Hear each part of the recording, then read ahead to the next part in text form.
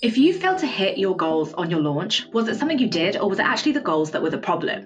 One thing I see all the time is people beating themselves up over their launch results even though the goals were unrealistic for their business, for their audience size, and for their offer. Today, I'm going to share how to set goals for your launch that are realistic, but also stretch you so you can work towards 6 or even 7-figure launches and know the exact steps you need to take to get there. Launching can be overwhelming, but trust me, it's worse if you set unrealistic goals. I have seen it, I hate it, I do not want that for you.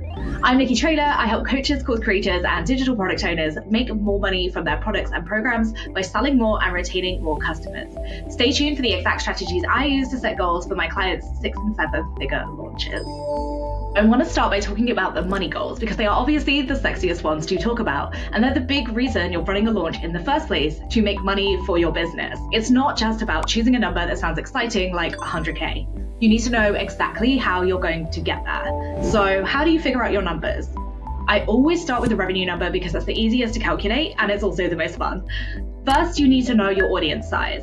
I normally suggest your email list size because emails typically convert better than things like social media or other marketing channels, but that is a whole other conversation. I could do a whole video on this one. Next, you need to know the price of the offer that you're planning to launch. That's the easy one. You should already have that in mind. And finally, you need to know your typical sales conversion rate. That's the number of people who typically buy versus the number of people you're actually trying to sell to. And if you're not sure, an average launch conversion rate could be between 1% and 3%. That's quite conservative, but if you're not using a copywriter or a strategist, that's a pretty good place to aim for. This does vary depending on how warm your audience are, how engaged they are, and a number of other factors, but we just need an average here. If you're not sure, just put 1% to be on the safe side, and then if you manage to smash through that target, then you're already way above your launch goal, which is super exciting. Once you have all of these numbers, you can calculate the revenue you could realistically make based on your current audience size. So for example, and I'm gonna keep this math super simple, if you have an audience of 1,000 people and your launch conversion rate is typically 1%, you can expect to make 10 sales. Now, let's say your program costs $1,000. That's $10,000 in launch revenue based on those conversion rates and your audience size and all that good stuff we calculated. If you then decide, actually, I really would like to make $20,000 and not $10,000, you know that you need to either double your audience size, double your conversion rate, which I would say is typically harder to achieve, or double the price of your program. If you need a little help with the math, I have a free launch calculator at the link in the description below. That will automatically calculate your numbers for you and you can play around with it and see what you can achieve based on tweaking any of these 3 things.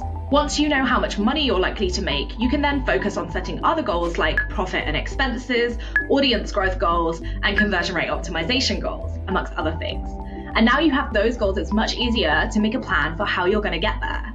If you know you need 1,000 new people on your email list, but you don't have a budget for Meta ads or Google ads or any kind of paid traffic, you can rule that out and look for organic ways to grow your email list instead. There's a blog on my website with ideas for organically growing your email list, which I'm going to link in the description below. There's 5 different strategies that you can use to organically grow your list without spending a fortune, and you can pick and choose the one that suits your personality and how you like to do business. If you want more tips on creating success with your future launches, don't forget to smash the subscribe button for weekly tactics and insights. The second goal that you want to think about setting for your business is how you want your launch to feel and how much time you want to dedicate to it. Launching can be hella stressful. Not only is there so much to do, like assets to create, but there's also the pressure of reaching your goals and needing to keep that mindset in check, which is a lot more draining than you might expect. So if you don't put boundaries in place, it can be so easy to get overwhelmed. If you want to feel relaxed when you launch, you could add in a goal that you won't check social media or emails at certain hours of the day. Or you could hire someone to help take some of the workload off your plate. Or you could plan to have all of your assets, like your sales page and emails, finished and uploaded at least a week in advance of the cart opening. So you're not frantically trying to finish things on the same week that people are starting to buy your offer. A bonus tip for this is to schedule in time for self-care during your launch. If I'm launching, I always make time to move my body and get outside instead of checking my inbox for sales every 5 minutes, which is hard. My final tip for a more relaxing launch is to plan. And trust me, it's amazing how many people miss important things like social posts, checking all the tech works, or creating webinar slides. And that last minute panic can be so easily avoided just by planning ahead a little bit. I urge you to plan for everything.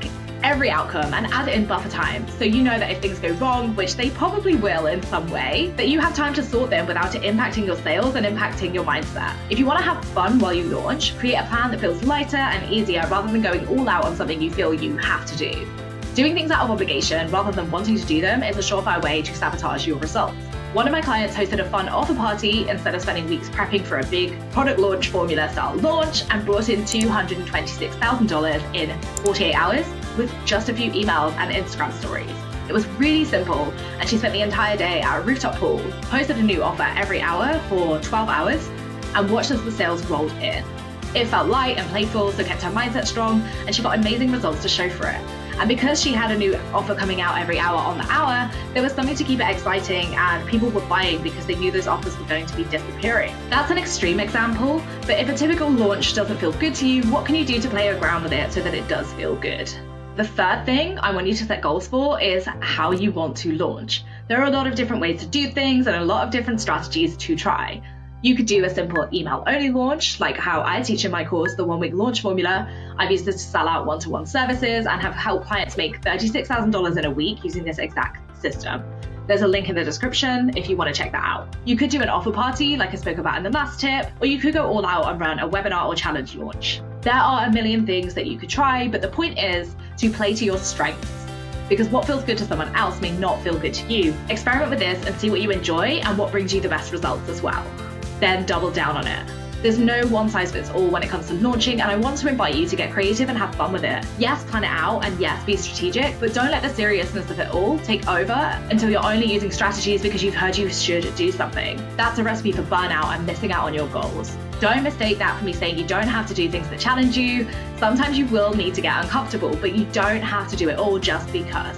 I've worked with people who have chronic illnesses and never run big launch events, but they still have multi-six-figure launches and they still have a 7-figure business. They do have a very large and very engaged audience now, so that helps, but now they need to focus on that throughout the year instead of adding unrealistic expectations to their launch and trying to do it all in a condensed period of time. Let me know if you plan to try any of these strategies in your next launch down in the comments, and I'll be there cheering you on. If you're struggling to get the launch results you want, you'll love this next video on the 5 steps to turn a failed launch into a successful one.